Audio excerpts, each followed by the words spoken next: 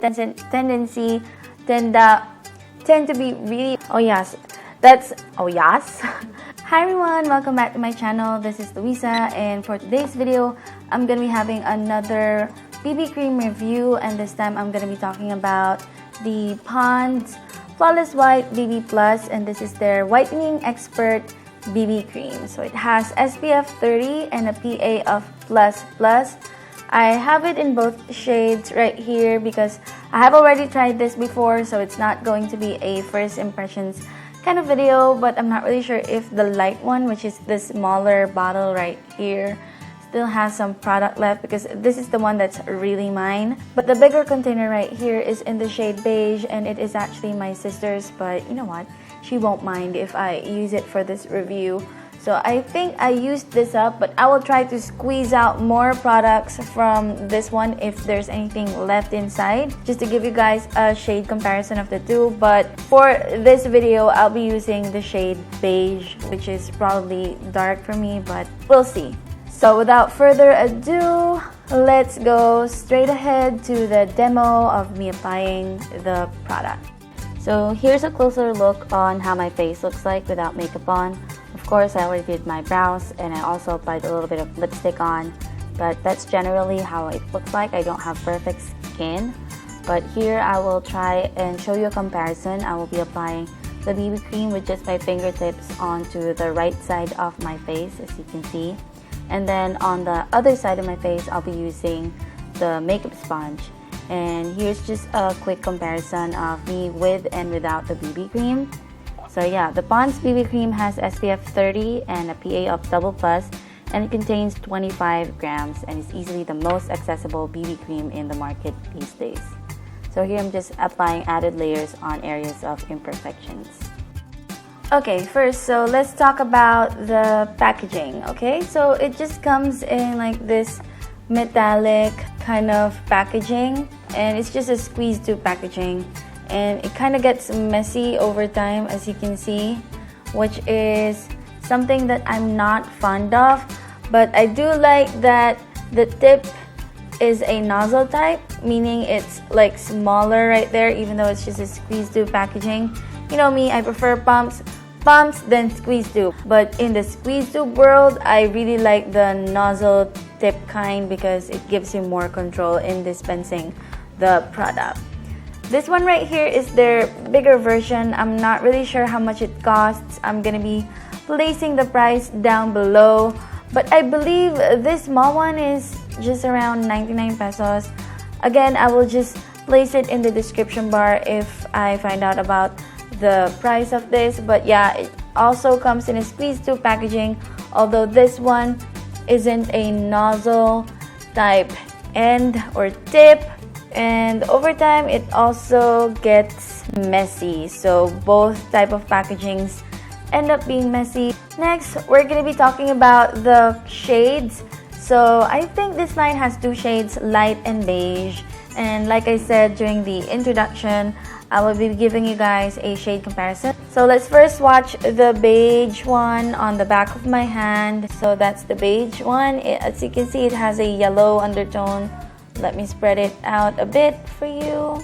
So as you can see, it has a yellow undertone, but I feel like it is like maybe one or two shades darker than me. I'm not really sure if the camera is picking that up well. Right now I can see that there is a difference. I can actually see where the product is. So it's not blending pretty well with my own skin tone. So I guess you can say that beige is going to be a good summer shade. But for the sake of this review, we're just gonna pretend that it matches my skin tone. So that's that. Once it is blended and has already set, now we're gonna try and squeeze out some product from this light shade right here. As you can see, there is quite a big difference with the shade of the two. I think the light one is more of a pink undertone, or maybe neutral. No, yeah, it looks pink to me. And let me just spread that out for you. The light one, on the other hand, is maybe a shade lighter than me. Not a perfect match. So it looks like that when it's fully blended. This one is the light, this one is the beige. Can you see the difference? I hope you can. But in person, I can definitely see a big difference between the two. And actually, beige is the one that I have on my face right now, and I can see that it looks a little bit darker than my actual skin tone. Why am I doing that? It's not even itchy. But once you blend it out onto your neck, I guess it's not gonna look that bad, but there's a stark difference in person. I just wish that Pond's would come up with a middle shade, maybe a medium shade with a yellow undertone. I don't know if that's just me. Yeah, I hope that they do, because that would be perfect. I like the yellow undertone, but right now I look so yellow. As for the smell, it smells really good. It smells just like the Flawless White skincare line. I don't know if you guys have tried it before, but I have. I've tried the day and night cream, and it smells good. How do I describe this scent?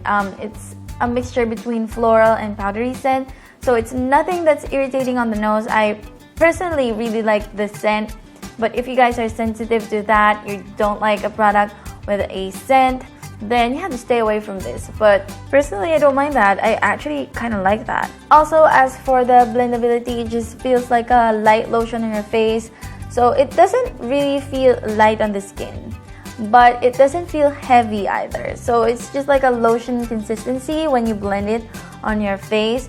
So it's kind of like in between. You know you have makeup on, but it's not really classified as heavy.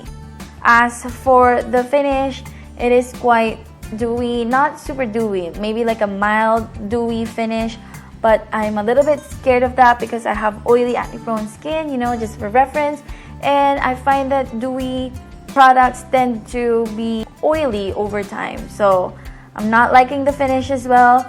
Of course, you can just set it with powder and you're good to go.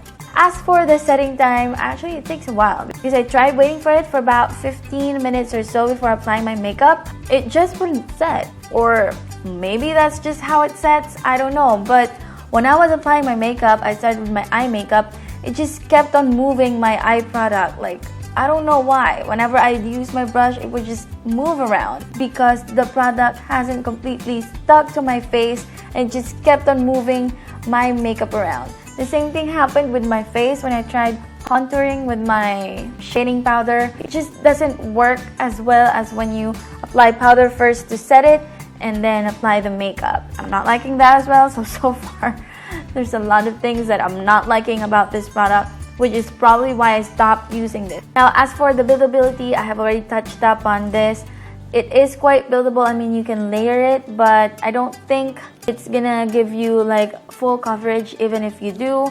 I didn't apply 2 layers all over my face because this BB cream is a little bit thick. As you can see, it's not drooping down. So I was afraid that if I applied 2 layers all over my face, it's gonna cake up like what happened with my Biore BB cream review. So I just applied it on areas where I felt like I needed more coverage. So actually, I'm gonna demo it right now. I'm gonna apply a little bit more. I already applied 2 layers on my under eye, but I'm gonna apply a little bit more.